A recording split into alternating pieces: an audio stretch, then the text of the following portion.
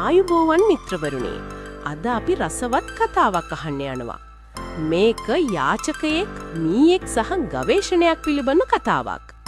යාචකයෙක් සහ ඔහුගේ බිරිඳ සරයුගංගිවුරේ ජීවත් වුණා. ඔවුන් කුඩා පැල්පතක ජීවත් වුණා.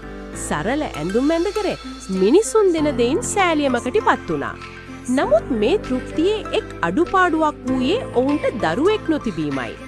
ඒ දුප්පත් අයට දරුවෙක් හදා වඩා ගැනීමට කිසිවෙකු ඉදිරිපත් වුණේ නැහැ. යාචකයාට යම් අద్භූත බලයක් තිබුණා. දිනක් කපුටෙකුගේ නාසයෙන් මීයෙක් වැටුණා. ඔහුගේ බිරිඳ ඒ උස්සා කරුණාවෙන් පහර දුන්නා. තම බිරිඳගේ ආශාව ඉටු කිරීම සඳහා යාචකයා තම මායා බලයන් භාවිතා කළා. ඔහු කමණ්ඩලයෙන් ලැබුණු ශුද්ධ ජලය මීයාමට ඉසිනවා. එච්චරයි. එය ලස්සන ගැහැණු ළමයෙක් බවට පත් වී තිබුණා. බිරිඳත් ගොඩාක් සතුටු වුණා. දරුවාට කුංජලි ලෙස නම් තබා හැදී වැඩුණා. කාලය ගෙවි ගියා.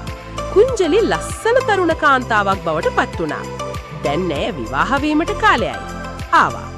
යාචකයාට තම දියණියව වෙන කිසිවෙකුට වඩා හොඳ කෙනෙකුට විවාහ කර දීමට අවශ්‍ය විය.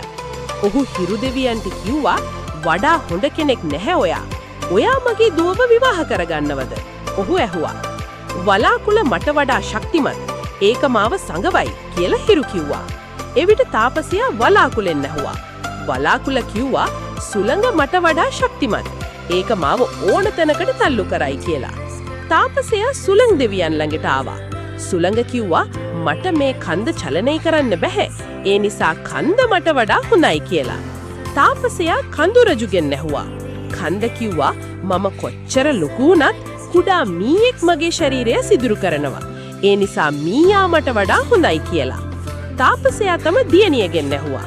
කුංජලි සතුටින් කිව්වා, තාත්තේ මමත් මීයෙක්ව විවාහ කරගන්න කැමතියි කියලා.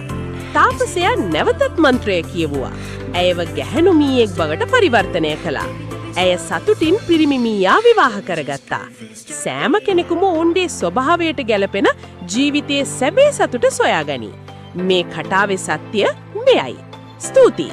මේ වගේ තවත් කතා සඳහා මිහිරි හැංගීම් නාලිකාවට දායක වීමට අමතක නොකරන්න. වීඩියෝවට කැමති වන්න, අදහස් දක්වන්න සහ බෙදා ගන්න.